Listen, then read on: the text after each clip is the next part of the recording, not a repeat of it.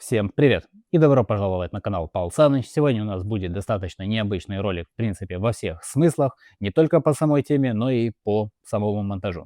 Мы обсудим историю той компании, комплектующие которые есть практически в каждом компьютере на сегодняшний день, ну и, в принципе, не только в компьютере.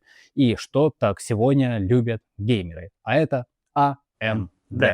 Надеюсь, вам понравится данный формат. Поехали!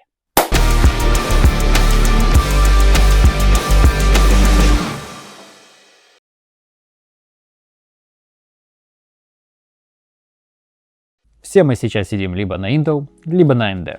Но еще 10-15 лет назад выбор был, в принципе, очевиден. AMD считалась почти мертвой. Компания, которая когда-то делала процессоры быстрее Intel, оказалась на грани банкротства. Так как же AMD смогла вернуться и буквально перевернуть рынок? История AMD или Advanced Micro Devices, продвинутые микроустройства, или в принципе по-нашему это было бы PMU, если бы они где-то зарождались в наших широтах, начинается 1 мая 1969 года, когда ее основал Джерри Сандерс с 7 своими коллегами из Fairchild Semiconductor. А их стартовый капитал составлял $100 тысяч. Правда, на сегодня это было бы около миллиона, и это немного даже по сегодняшним меркам предприятия, хотя технологии сейчас в принципе другие, все стало дороже. Изначально AMD вообще не делали свои процессоры, они просто копировали чипы Intel по лицензии, порой даже улучшали их. Что тоже, в принципе, не дешево, и не уверен, что если бы кто-то хотел кого-то сегодня копировать, то они вложились бы в 1 миллион. Да, AMD буквально брали камни от Intel, переделывали их и выпускали свои. Это называется реверс инжиниринг, и первый процессор был AM9080, клон Intel 8080. Также были AM286, аналог Intel 80286, и иногда делали даже лучше оригинала. У них была высшая частота и выше выход годных чипов. Фактически AMD в те годы были улучшенной компией Intel. Но все изменилось, когда рынок начал расти, и AMD решили играть по-крупному. В 90-х из-за всех этих судов и всей этой грызни AMD в конце концов отказалась от копирования и начали выпускать свои процессоры, из-за чего началась настоящая война с Intel. Появились такие легендарные процессоры, как AMD Athlon, AMD Aderon. И, кстати, важный момент. AMD Athlon стал первым процессором, который пробил 1 ГГц раньше, чем сам Intel. Это был, в принципе, мощный имиджевый удар по Intel. Естественно, без ответа это не осталось, и Intel выкатил свой Pentium, но борьба стала просто равной. В начале 2000-х у AMD стал пик, и у них выходит Athlon 64. И тут многие не понимают, насколько это было важно. AMD внедряет в 2003 году 64-битную архитектуру, а точнее 64-битную версию архитектуры процессоров x86, который коротко назывался x86-64. А также встроенный контроллер памяти. И самое интересное, что Intel просто потом переняли эту технологию в 2004 году и сделали свой Pentium 4, начиная с ядра Prescott, а также процессоры 500 и 600 серии на этой архитектуре. Другими словами, даже Intel в какой-то момент просто догоняли AMD. А сама AMD не просто догнала, она опередила Intel технологически, но это длилось недолго. Потому что потом случился провал. AMD выпускает архитектуру Bulldozer, которая выходит на серийное производство в 2011 году и предназначена для серверов или высокопроизводительных ПК. И проблема была не просто в плохой производительности. Bulldozer использовал модульную архитектуру. Два ядра делили ресурсы, в реальности это работало хуже обычных ядер.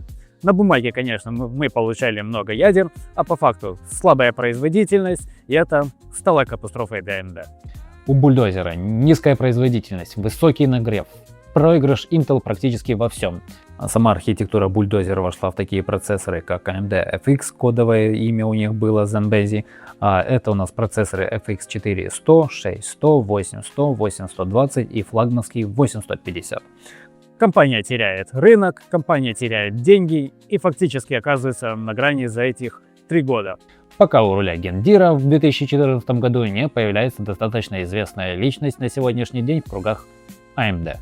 А именно Лиза Су. И она все изменила. Под ее руководством AMD делает ставку на новую архитектуру Zen, и в 2017 году выходит всеми любимый Ryzen. И это взрыв. Больше ядер, ниже цена. отличная производительность. И тут, кстати, очень забавный момент. На разработку Zen у AMD почти не было денег. Это была буквально ставка на панели пропал. Они просто пошли ва-банк, и если бы не Ryzen не выстрелил, AMD могла бы просто исчезнуть. И мы бы не познали этого величия и были бы с Intel Core Ultra. AMD снова в игре, и с момента появления ряженок об AMD начали знать все. Сегодня AMD конкурирует с Intel на равных, а по недавней статистике AMD даже обошла Intel в потребительском сегменте. В серверном сегменте Intel все еще на первом месте благодаря монополии со старыми компаниями, но динамика роста показывает, что AMD очень успешно отвоевывает часть рынка серверов со своими EPYC и уже составляет от 20 до 30%, и это всего за несколько лет. А также они делают чипы для PlayStation 5 всех поколений, а также Xbox Series X. Да-да, кто не знал из консольщиков и кто думает, что Ryzen их просто обошел стороной, а они все равно остаются фанатами Intel. Так вот, я вас немножечко разочарую и скажу, что на этих приставках Ryzen Zen 2. И вроде как уже подтвердилось, что в PS6 тоже будет AMD. Да и в принципе производители всех носимых консолей либо выбирают архитектуру ARM, тоже Tegra от NVIDIA или Snapdragon от Qualcomm. Там выбор в принципе достаточно богатый по камням. Либо Ryzen с архитектурой x86, тот же Steam Deck, опять же Zen 2. А Intel в этом списке процессоров для консолей просто нет. Так что еще один важный момент. AMD фактически монополизировала рынок консолей, потому что умеет делать CPU плюс GPU в одном чипе. А это в принципе идеально для консолей, для компактности и в принципе для тех же игровых ноутбуков на сегодняшний день. А у самого Intel такого решения просто нет, так что компания, которую списали, вернулась. Да еще как. И это, в принципе, иронично. Компания, которая когда-то доминировала в CPU, сейчас уступает AMD в тех сегментах, где раньше даже не было конкуренции. Если вы смотрели мой ролик по новостям, то я говорил, что Zen 6 и Zen 7 будет на платформе AM5, которые выйдут в 2027 и 2028 году соответственно. А AM6 и Zen 8 выйдут уже в 2030 году. А это может только означать, что как минимум до 2030 года у AMD не будет никаких глобальных проблем. Единственное, что может вызвать проблемы, понятно, собаки. Так эта новая платформа, пойдет она в народ или не пойдет, никто не знает. Вдруг она провалится и повторит историю архитектуры бульдозер. Мы увидим с вами это только через 5 лет.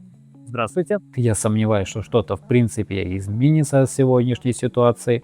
Ни AM4, ни AM5 не разочаровали нас. Думаю, AM6 в принципе не изменит тенденцию. История AMD это не просто про технологии, это история о падении и одном из самых мощных камбэков в индустрии за всю историю. И вот теперь только один вопрос. Кто победит в следующем раунде? AMD или Intel? Если вы досмотрели до этого момента, то скорее всего вам понравилось. Надеюсь, это заслуживает лайка и подписки. Если вы это уже сделали, то спасибо. Надеюсь, также вам понравился вот этот вот вид монтажа моего, а также надеюсь, что сама историческая справка вам тоже понравилась. Если вы хотите больше истории полноценной со всеми фактами и так далее, напишите, пожалуйста, в комментариях, обязательно сделаю. И также напишите, понравился ли вам вообще вот такой вот формат истории. Может быть, буду дальше продолжать снимать вот такие вот подобные ролики. На этом все. Откланяюсь. До новых встреч.